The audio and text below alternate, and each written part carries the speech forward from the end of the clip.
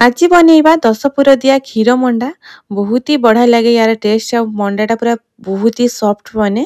तो आपण मैंने वीडियो को लास्ट पर्यंत देखंतु भल लगे लाइक करेंगे शेयर करेंगे सब्सक्राइब करने को जमा भी भूलें। तो प्रथमे मुझे मंडा पिठा बनवाई नहीं चाउल चूना आपण मैंने चाउल को बाटिकी भी नहीं पारे। एठी पूरा बनवाई मुझे काजू आलमंड तार मसलार अच्छी गुजराती लवंग मरीच अदा तापर अच्छे छेना तापर ये मुग मुग को भेदेकी नहीं नड़िया क्षीर तापर नहीं गुड़ तापर ये मसला को कुटी नबा अदा तापर गोलमरीच लवंग गुजराती को भल भाव कुटी नबा। ये मसला को भल भाव कुटी नबा पूरा प्लेन करके खद खदड़ा रही बेसिका। तापर ये गोटे कढ़ई बसई नबा तापर पूरा बनवाई कढ़ई देदबा गुड़ तापर ये छेचा मसला को देदबा। 10 पुर मंडाटा ना यहाँ भारी टेस्टी लगी थाए मते तो बहुत ही बढ़िया लगे 10 पुर मंडा। तापर क्षीर मंडाटा टिके यूनिक अच्छी तो से मुझे आज यूनिक गोटे क्षीर मंडा बनाऊँगी जोटा कि पूरा पूरी सॉफ्ट बनिबो पूरा पूरा तुलतुलिया बनिबो। आपण माने वीडियो को लास्ट पर्यंत देखिले ही जानी परिबे। गुड़ मसला को भल भाव गोलई सारा पर आम ये पकईदबा नड़िया मुग तापर ये देदबा छेना तापर ये देदबा काजू आलमंड को देदबा तापर ये आमर पुर गोटे प्रस्तुत कर नबा। ये 10 प्रकार गोटे पुर जोटा बन सुदर्शा व्रत से बनिकी रेडी हो गला।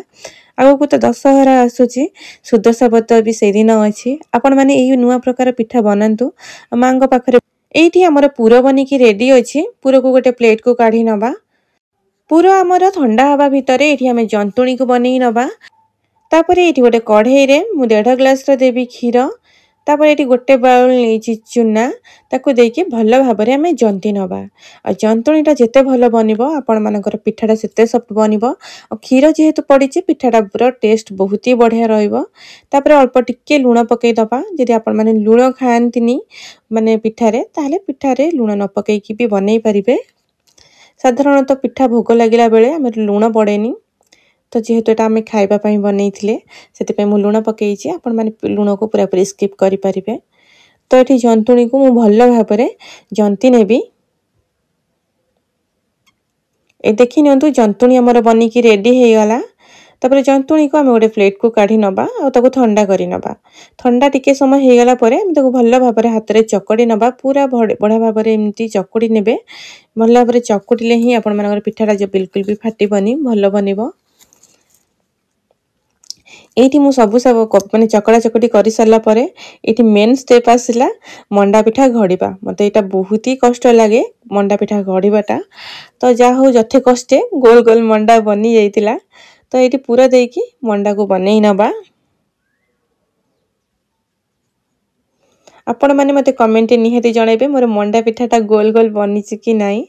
जहा हो जथे कष्टे मु 10टा मंडा भल भाव घड़ी नहीं देखी नियंतु ये मो मंडा पिठा फाइनल केमती बनी। तो ये सब पूरा देखी भल भाव हाथ में एमती गोल गोल करके बनई नेली। जे सब बड़े बनाती ना तांकर बोधे माने भलसे माने एक्सपीरियंस थी मोर टिके एक्सपीरियंस कम थिला मंडा पिठा बनईबारे। तो ये मुझे गोटे कढ़ई रे स्टीम देवाई गोटे छांच थोईदेली तापर मंडा पिठा को थोईकी आम ढांकी 10 मिनिट छाड़ीदबा। ये 10 मिनिट भितर पिठाटा आमर भल भाव हो तापर गैस फ्लेम को ऑफ कर दबा। पिठा गोटे ठंडा हो गला परे ताको गोटे प्लेट को काढ़ी नबा। ये मोर 10टा मंडा पूरा बनी ये देखी नियंतु पिठा आमर केते सॉफ्ट बनी आपण मानकु देखौछि देखी नियंतु बढ़िया भाव भितर सिझी जाइछि। तो ये मु पिठा को काटिकी देखौछि पिठा आमर केते सुंदर बनी। तो यही थर दशहरा रे आपण माने क्षीर मंडार रेसिपी निहाती ट्राई करंतु बहुत ही टेस्टी लागिबो। दशहरा दिन तो सुदर्शा व्रत पड़ुछि आपण माने सेइथिरे बनैकी माँ पाखरे भोग लगे पारिबे नहेले कुमार पूर्णमी तो निहाती बनातु। जदि वीडियोटी आपण मानकु भल लगी थाए प्लीज लाइक करिवे शेयर करिवे सब्सक्राइब करबा को जमा भी भूलिबेनी।